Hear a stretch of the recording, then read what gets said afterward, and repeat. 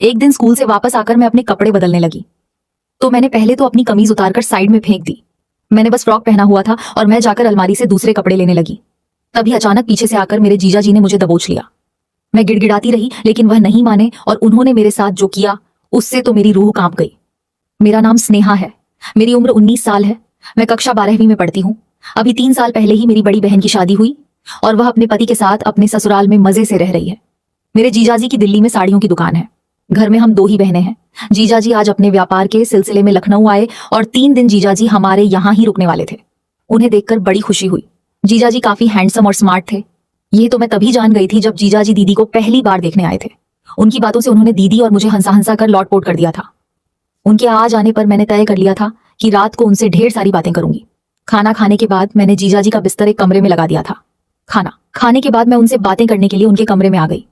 तब वह एक गाना सुन रहे थे मुझे छेड़ने के लिए। उन्होंने सही गाना चुना था। फिर मैं जाकर उनके बिस्तर पर बैठ गई। फिर वह मुझे किसी की कहानी सुनाने लगी। पहला किस्सा ही कुछ इस प्रकार था कि मैं शर्म से पानी पानी हो गई। किस्सा सुनाते वक्त बीच में जीजाजी ने मेरा कोमल हाथ अपने हाथों में ले लिया पर हल्के से दबाते हुए बोले, कहानी पसंद आई साली साहिबा? मैं जवाब नहीं दे पाई। अपना हाथ छुड़ाकर मैं उनके बिस्तर से उठ गई। मुझे नींद आ रही है।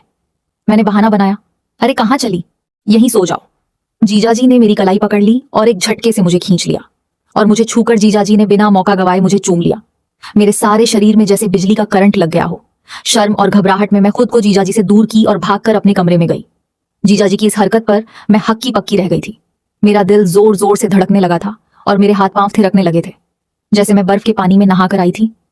उस रात मैं सो नहीं पाई। सारी रात करवटें बदलती रहीं। अगली सुबह मैं स्कूल चली गई। मेरा सामना जीजाजी से नहीं हुआ और ना ही मैं उन्होंने सामना किया था। दोपहर को मैं स्कूल से लौटी तो माँ घर पर नहीं थी। मुझे याद आया आज 4 तारीख थी और 1 तारीख को पिताजी को तनख्वाह मिलती थी। इस दिन माँ पिताजी के पास कारखाने में पहुंच जाती थी। फिर पिताजी और माँ घर का सारा सामान बाजार से खरीदने गए थे। घर में पूरा सन्नाटा था और जीजाजी अभी घर से बाहर गए थे। मैंने घर का दरवाजा अंदर से बंद कर दिया और अपनी स्कूल की ड्रेस उतारने लगी ताकि अगले दिन फिर से इसे इस्तेमाल की जा सके।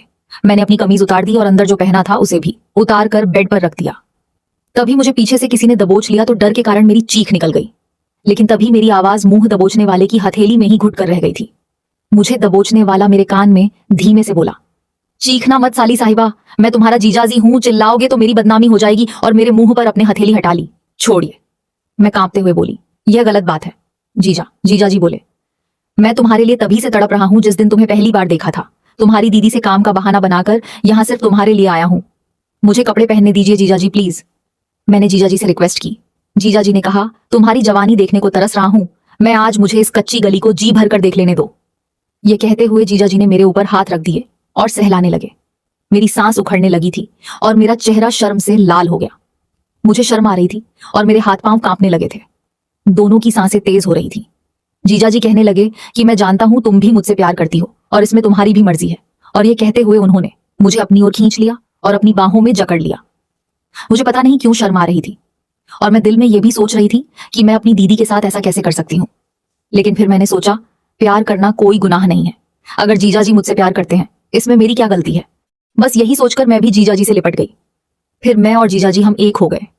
मुझे ऐसा लग रहा था जैसे मेरी सारी तमन्ना पूरी हो गई हो और जीजाजी के चेहरे पर एक अलग ही तरह की खुशी नजर आ रही थी जिससे यह पता चल रहा था कि वह हमारे एक होने से बहुत खुश है। मैं भी उनके प्यार में डूब चुकी थी, मगर ये जाने कि अगर दीदी को पता चलेगा तो पता नहीं क्या होगा। फिर मैंने सोचा कि जो होगा देखा जाएगा। अब इस तरह से मैं और जीजाजी अपने प्यार को दबा तो नहीं सकते। बस यही सोचते सचते सुबह हो गई। अगली सुबह मेरे फेस पर अलग ही ग्लो था। उसके बाद मेरा जीजाजी को देखने का और बात करने का नजरिया बिल्कुल ही बदल गया। अगले 6 दिनों तक मैंने जीजाजी के साथ खूब मस्ती और मजे किए। उसके बाद जब भी जीजाजी को मौका मिलता वो बहाना बनाकर हमारे घर आ जाते और मेरे साथ हंसी मजाक करते, अपना वक्त बिताते। तो दोस्तों, कैसी लगी आपको ये कहानी मुझे कमेंट करके जरूर बताइए। अगर अच्छी लगी हो तो प्लीज लाइक कीजिए, शेयर कीजिए और सब्सक्राइब करना बिल्कुल भी ना भूलें।